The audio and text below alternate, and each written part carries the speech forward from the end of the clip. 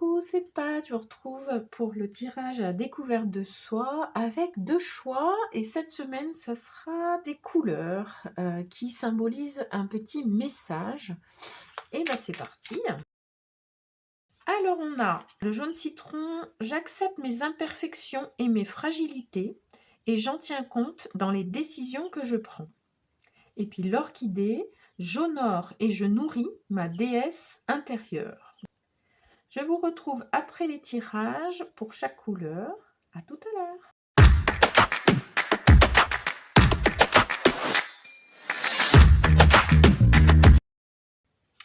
Voilà, et ben c'est parti pour ceux qui ont choisi la couleur jaune citron. Alors, donc on nous dit, j'accepte mes imperfections et mes fragilités et j'en tiens compte dans les décisions que je prends. Ça me fait penser tout de suite aux personnes qui sont hypersensibles ou très sensibles et qui peuvent voir ça comme une imperfection, comme une fragilité. Ce qui peut l'être dans certains cas, hein, je ne dis pas le contraire, mais quand même, c'est important de voir que ça peut être une force et ça dépend aussi comment on la prend en compte et comment on en a conscience déjà. Mais bref, là, ce qu'on nous dit, c'est comment on prend en compte les choses qu'on considère comme nos imperfections et nos fragilités, je vais le dire comme ça, dans nos décisions, puisque ça peut influencer la manière dont on arrive à gérer les choses, dont on arrive à avancer sur les choses. Et du coup, plutôt que d'être dans les injonctions, dans l'autoflagellation, la critique, le jugement, etc., on se dit non mais c'est pas possible, moi je suis nulle, je ne sais pas faire ça, ou ça c'est compliqué, ou ça je sais pas quoi, plutôt se dire bah ok, moi je vois que là, quand je suis confrontée à telle ou telle situation, c'est un petit peu délicat pour moi, donc comment je fais pour prendre mes décisions en prenant en compte ça? Vous voyez, je vois ça plutôt comme ça. Hein? Alors, qu'est-ce qu'on nous dit avec mon oracle? Bon, ben voilà. On nous dit d'être dans le pardon et de voir nos réussites et nos apprentissages. Donc là, c'est intéressant puisque le pardon, c'est... on est dans quelque chose où, plutôt que de ressasser le passé et de se dire qu'on aurait dû faire comme ça ou comme ça, réagir comme ça ou comme ça, etc. Vous voyez le truc. Et on est dans cette roue-là où notre cerveau, notre mental, il nous embarque, vous voyez, et notre ego, il est là, ouh là là, au secours, quoi. Là, on nous dit, être dans le pardon, c'est se dire, ben, on a fait ce qu'on a pu au moment où ça s'est passé. On a fait du mieux qu'on pouvait, hein. Souvent, voilà, on n'essaye pas de faire pas bien ou de se trouver nul ou machin. Quand on fait les choses au moment où on les fait, quand on prend des décisions, on essaye de faire du mieux possible, hein, vous voyez bien. Donc là, ce qu'on nous dit, c'est voyez ça, voyez que vous avez fait du mieux que vous pouviez au moment où ça s'est passé pour arriver à justement passer à autre chose et être dans le pardon, hein, vous voyez? Et puis on vous invite à aller voir vos réussites et vos apprentissages. Parce qu'on n'a pas que des imperfections, on n'a pas que des défauts, entre guillemets, hein, en tous les cas ce qu'on considère comme des défauts. On a aussi des qualités qui nous permettent d'avoir réussi des choses, d'avoir appris des choses.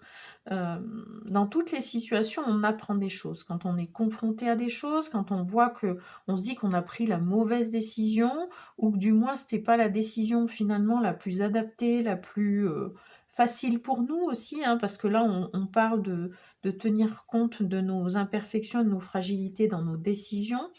C'est aussi peut-être que jusqu'à maintenant, on n'avait pas conscience de ça, c'est-à-dire de prendre en compte ces aspects-là quand on prend une décision. Et du coup, qu'est-ce qu'on a appris à travers les différentes situations qu'on a traversées? Et puis, de voir quand même qu'on a des réussites, hein, vous voyez? Alors, dans le tarot de la bienveillance, le conseil, c'est, bon, là on nous dit de voir qu'on a la force, qu'on a vraiment à l'intérieur de nous, on a tout ce qu'il faut, on a cette puissance Et justement, en regardant ces réussites et ces apprentissages, ça peut nous permettre de mesurer ça. Puisqu'on a eu des challenges, hein, comme on disait, et qu'on a réussi à les dépasser, on a avancé, on est là aujourd'hui, on est debout, donc on a cette force en nous, vous voyez? Et là, on nous invite à vraiment mesurer peut-être cette force justement que vous avez pas mesurée jusque-là, parce que vous étiez plutôt dans j'ai pas pris les bonnes décisions, je suis nul, je sais pas quoi, je suis pas capable, etc. Vous voyez? Et c'est ok, on en est où on en est, hein. Donc on est dans le pardon, dans le sens on accepte où on en est, hein. C'est ça aussi, hein, le pardon envers soi-même. Et puis envers les autres, c'est aussi, bah, ce qui est passé, ils ont réagi comme ils ont réagi, ils se sont comportés, de la manière qu'eux, pensaient la meilleure pour eux et nous, si on reste là-dessus, on va pas avancer parce qu'on est coincé dans le passé avec ça. Donc là, on nous dit, servez-vous de votre force intérieure pour quelque part passer à autre chose. Alors, c'est pas forcément évident, ça se fait pas en 5 minutes. On peut avoir besoin de l'aide d'un professionnel, de personnes ressources. Trouver des personnes qui vous conviennent pour pouvoir avancer là-dessus, pour que vous puissiez voir que vous avez des perspectives, que vous n'êtes pas coincé dans quelque part des mauvaises décisions, hein. Alors, on a le conseil dans libérer notre enfant intérieur. Donc, on nous dit, ton corps est un messager, il cherche à te dire quelque chose, écoute-le. Bon, là, ce qu'on nous dit, c'est que peut-être vous avez des douleurs, des tensions. Il y a des choses qui se manifestent au niveau de votre corps, il y a des symptômes, ou il y a ou des petites alertes, ou du stress, ou, enfin, voyez ce qui se passe.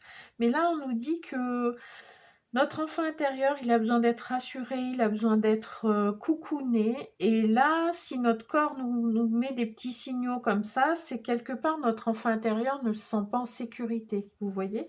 Donc, notre corps, c'est dans ce sens-là où c'est une alerte, hein. Alors ensuite, on a dans l'oracle murmure de guérison. On nous parle de fiabilité. Donc là, ce qu'on nous dit, c'est que est-ce qu'on peut voir quand même qu'on a une fiabilité? Alors, nous, en fait, on est fiable. Est-ce qu'on peut aller regarder de plus près à quel niveau, dans quelles circonstances on a pu justement voir cette fiabilité? Vous voyez, c'est important parce que souvent on se dénigre, mais on va pas regarder d'une part ce qui est positif, et puis d'autre part les situations où on a pu compter sur nous-mêmes, hein. C'est vraiment ça qui me vient là. Donc, et ça va nous aider à aller vers le pardon, vous voyez? Parce que on peut voir que on peut avoir confiance en nous, on peut compter sur nous-mêmes et dans toutes les circonstances en fait.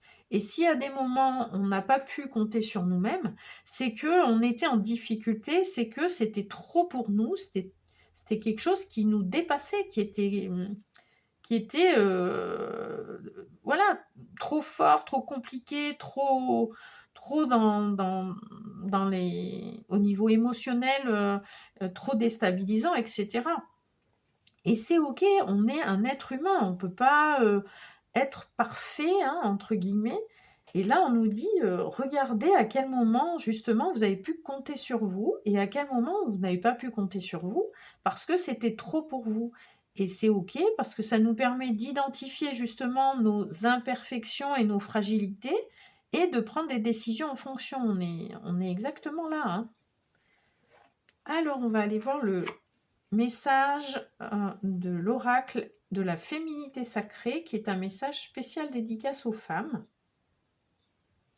On a les gardiennes de la joie. Bon, c'est beau. Profitez de tous les instants en conscience et la joie s'installera durablement. Donc là, ce qu'on nous dit, c'est de rééquilibrer ça, de regarder vos imperfections, votre fragilité avec bienveillance, avec tolérance, avec compassion, comme sûrement ce que vous faites envers les autres, hein. Et là, on vous dit, appliquez cette compassion, cette tolérance, etc., envers vous-même et tenez-en compte dans vos décisions. Et là, ça va vous permettre d'être beaucoup plus aligné avec vous-même, d'être beaucoup plus sereine et du coup de profiter des instants de manière complètement différente. On va être plus dans la joie, plus dans une belle énergie parce qu'on on s'écoute et qu'on est en accord avec soi, hein. Voilà, et bien écoutez, je vous souhaite une belle fin de semaine. Je vous dis à très vite. N'hésitez pas à liker, à partager cette vidéo et puis à aller voir les autres vidéos de la chaîne qui peuvent vous inspirer. En tous les cas, c'est l'objectif. Je vous embrasse et je passe au deuxième choix.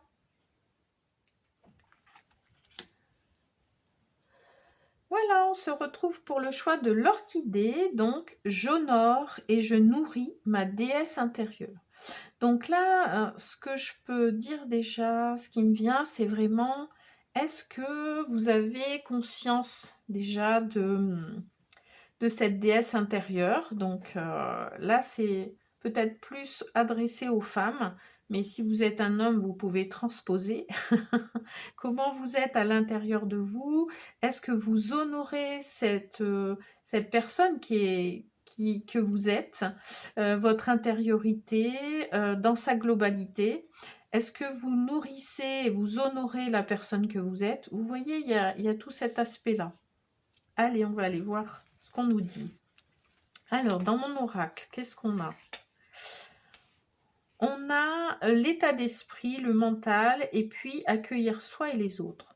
Donc là, ce qu'on nous dit, c'est que en fonction de notre état d'esprit, en fonction de comment on se voit, de comment on se prend en compte aussi, hein, puisque c'est ça, hein, j'honore et je nourris ma déesse intérieure, c'est est-ce qu'on est dans cet esprit de s'honorer, de s'accueillir, de se donner ce dont on a besoin, de nourrir nos valeurs, etc., pour être en accord avec soi et être dans quelque chose de constructif pour nous, ou est-ce qu'on est dans un état d'esprit où on va être dans la critique, dans l'autoflagellation, dans quelque chose dans un jugement qui est à la fois envers les autres et envers soi-même, hein, puisque là, c'est pour ça qu'on parle d'accueillir soi et les autres. C'est en fonction de notre état d'esprit, on va être dans cette critique, dans cette auto-flagellation, etc.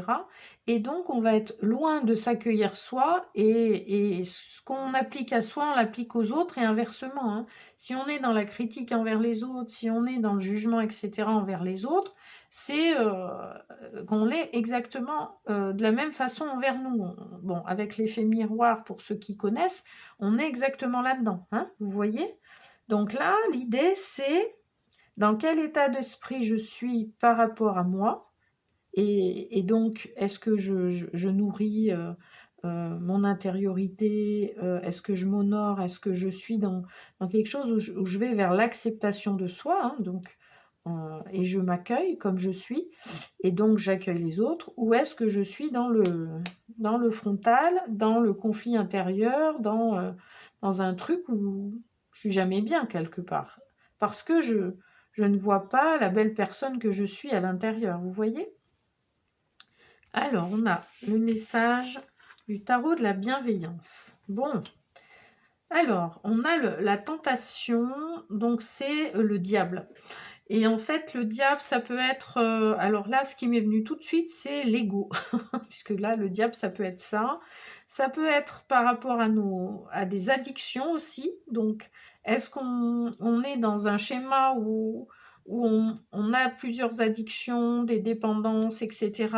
Parce que comme on n'est pas bien, ben, on nourrit... on se nourrit d'une autre manière qui n'est pas forcément la bonne pour nous. Et puis, c'est notre ego, hein, parce que par rapport à l'état d'esprit, Le diable, ça peut être vraiment notre ego qui prend beaucoup de place et ce que je vous disais tout à l'heure, si vous êtes dans le jugement, dans l'autocritique et cetera, c'est l'ego, hein, qui est là et blablabla et qui critique et blablabla parce qu'il se compare, parce qu'il est en insécurité et parce que, du coup, il a besoin d'être dans ce mode-là pour se rassurer, hein, vous voyez?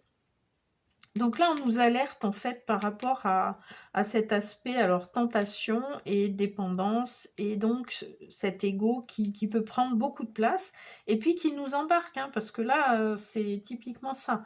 C'est que si on laisse la place à l'ego, si on lui laisse prendre toute la place, alors il nous embarque dans son délire, là, de critique, de jugement, de machin, et l'équilibre n'est pas là, on a un sentiment tous les jours de quelque chose de vraiment de négatif, de lourd, de compliqué, de tout ça, hein, vous voyez? Alors, on va aller voir l'oracle pour libérer son enfant intérieur. Quitter est différent de fuir. Si tu t'éloignes de ce qui est toxique, sans le quitter intérieurement, tu le retrouveras sur le chemin. Quitter implique de cesser de donner du pouvoir à l'autre. Bon, alors là, par rapport au contexte qu'on a, on peut se dire que c'est quitter nos addictions. En tous les cas, déjà en prendre conscience et puis voir où on en est, ce qui se passe et ce qu'on peut mettre en place, des petites actions pour petit à petit rétablir les choses et reprendre le pouvoir, hein, parce que là, c'est exactement ce qu'on nous dit. Et puis, c'est quitter, on nous parle de le quitter intérieurement, c'est-à-dire au niveau du cœur. Comment vous ressentez les choses, hein. On est donc au niveau des émotions, au niveau des sensations dans le corps. Est-ce qu'on peut être dans cette pleine conscience-là de qu'est-ce qui se passe à l'intérieur de nous, de quoi on a besoin, qu'est-ce qu'on met en place pour sortir de tout ça et pour être dans quelque chose de plus sain pour nous, hein, et de plus paisible, hein, parce que là, c'est ça, hein. Vous voyez? On parle de toxique, hein, et vraiment, de à travers cet aspect toxique, donc des addictions et cetera et ou alors de notre ego qui nous embarque et du coup qui devient toxique pour nous, hein, plutôt que d'être à notre service, hein, alors on laisse le pouvoir à l'extérieur de nous. Alors on a un message avec l'oracle de la guérison, ton murmure de guérison. On a les limites. Bon, donc là, on nous parle de tentation, on nous parle de l'ego, c'est quelles limites on pose. Quelles limites on pose à la fois par rapport à justement tout cet aspect tentation et donc dépendance, etc.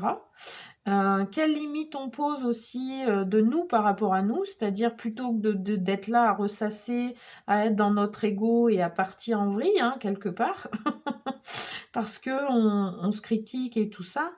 Donc, on est dans accueillir soi et les autres si on pose des limites, si on est, nous, clair avec ce dont on a besoin, ce qui est OK pour nous, ce qui ne l'est pas, oser dire non. Et puis, c'est du coup à l'intérieur de nous.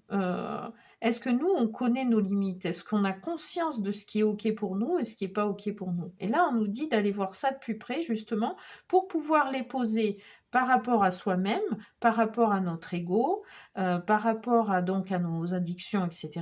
Et puis par rapport aux autres, hein. Sachant que les autres, hein, si on est dans l'accueil de soi et les autres, c'est aussi, nous, on pose nos limites, on met des jalons par rapport à ça, et du coup, on comprend aussi que les autres ont leurs limites, et c'est pas forcément les mêmes que nous, vous voyez? Donc c'est dans ce sens-là aussi où on accueille chacun, et c'est OK, chacun a ses limites, chacun a son fonctionnement, chacun a sa personnalité, et chacun a ses, j'allais dire, a ses diables à gérer, vous voyez? Alors, pour terminer, on a un message avec l'oracle de la féminité sacrée, donc un message spécial dédicace aux femmes. Et on a divine rime avec plaisir.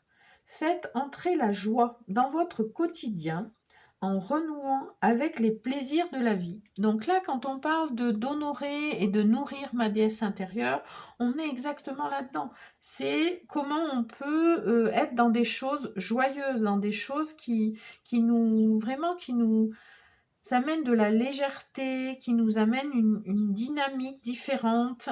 Et en posant nos limites, c'est une manière d'amener de la joie. Pourquoi? Parce qu'en fait, euh, on est plus en accord avec soi, on est plus apaisé, on est plus tranquille, on est vraiment libéré d'un poids aussi. Et du coup, ça nous permet d'être plus ouverts, ça nous permet d'être dans cet esprit de fête quelque part, de joie. Qu'on n'a pas du tout quand on est contraint, quand on a l'impression de se battre toute la journée contre soi-même et contre les autres. Hein. Vous voyez le truc, hein.